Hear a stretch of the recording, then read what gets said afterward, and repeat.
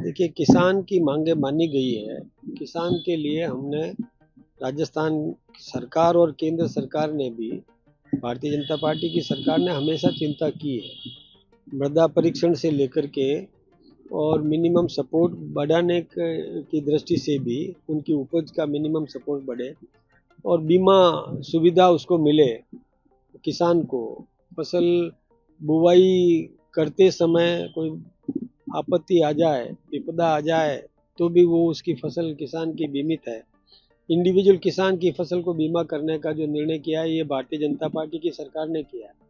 इससे पहले पूरे क्षेत्र में यदि आपदा आए, हानि हो और तो ही किसान को लाभ मिलता था, लेकिन हमने तो इंडिविजुअल किसान की फसल को बीमा करने का ये जो निर्णय ले लिया, तो किसान को तो इससे फ़ायदा ही हो रहा है। और किसान की चिंता तो जैसे उसको मतलब सिंचाई के लिए पानी उपलब्ध करवाना, बांध को सुदृढ़ करवाना, नहरों का सुदृढ़ीकरण कराना, और इसके अलावा उसके जो औजार पर हमने कई औजारों पर टैक्स कम किया है या किसी को मुक्त भी किया है। ये सब सुविधाएं हमने किसान को दी है। किसान सम्मान निधि देने का काम भी हमारी सरकार ने किया है। किसान को तो हम ताकत देने का काम कर ही रहे हैं और भी करेंगे। कोई मांग किसान की आएगी तो सरकार गंभीरता पूर्वक उस पर विचार करेगी, चिंतन करेगी, निर्णय करेगी। फिर से पूरा ही बोल रहे हैं। 17 तारीख को जो प्रधानमंत्री जी आएंगे तो ईआरसीपी 45 परियोजना का शिलान्यास भी होगा, कुछ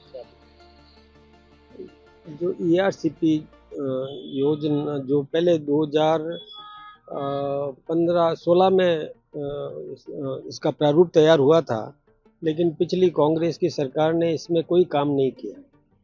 और उसके बाद हमारी सरकार जो इस बार बनी, तो मध्य प्रदेश के साथ में राजस्थान का समझौता हुआ। इसमें केंद्रीय जल शक्ति मंत्री भी मौजूद रहे और वो समझौता हो गया, तो उसको धरातल पे उतारना है। उसका शिलान्यास भी हमारे देश के प्रधानमंत्री जी की मौजूदगी में और वहाँ पर होगा राजस्थान में दादिया के पास में एक बहुत बड़ा आयोजन, जिसमें राजस्थान से लगभग 2.5-3 लाख लोग उसमें उपस्थित रहेंगे।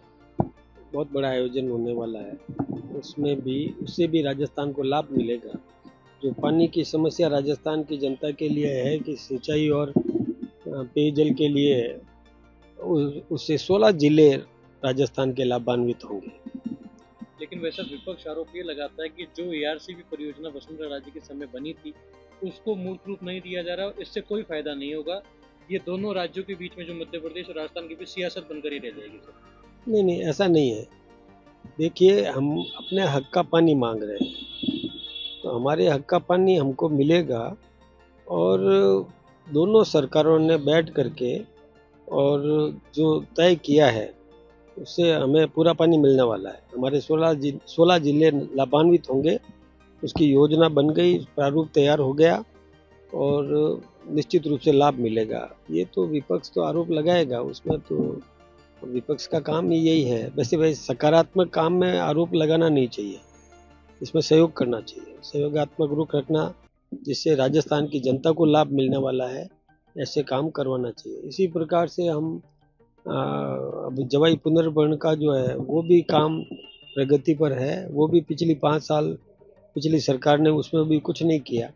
उसमें भी हमारी सरकार ने ही किया था। 6,000 करोड़ रुपया पहले स्वीकृत किया था, 3,000 करोड़ रुपया पहले फेज में, और वो राशि मिल चुकी। वहाँ भी काम शुरू हो गया प्रगति पर।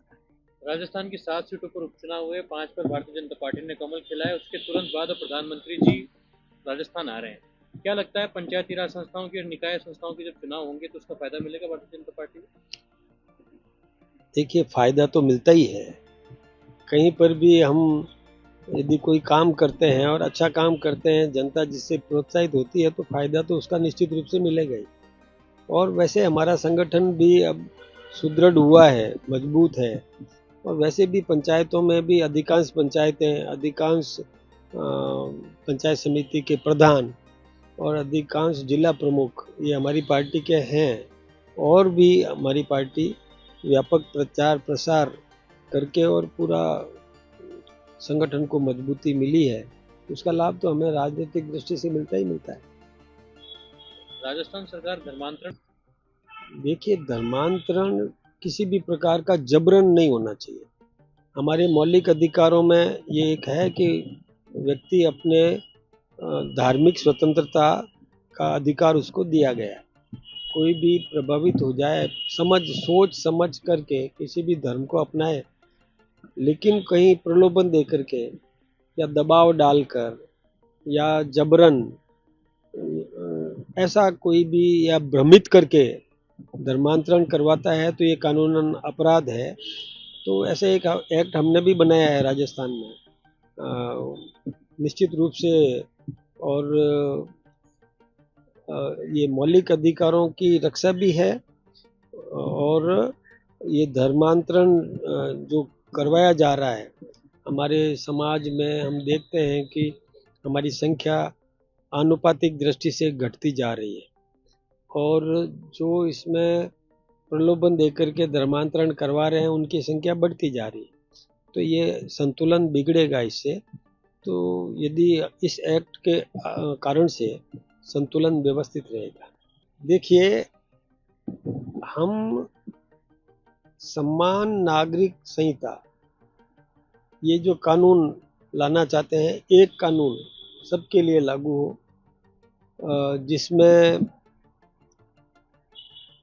यूसीसी, यूनिफॉर्म सिविल कोड, उसके माध्यम से सबको समान अधिकार मिलेगा। कोई एकाधिक शादियां करता है तो उस पर भी अंकुश लगेगा। फिर बच्चे उसका जो लाभ मिलता है, आरक्षण का लाभ या जो सुविधाएं मिलती है, वो सब समान रूप से मिलेगी। इसलिए हम उसके पक्षधर हैं। और जब इस प्रकार का होगा तो जनसंख्या नियंत्रित भी रहेगी और व्यवस्थित रूप से रहेगी।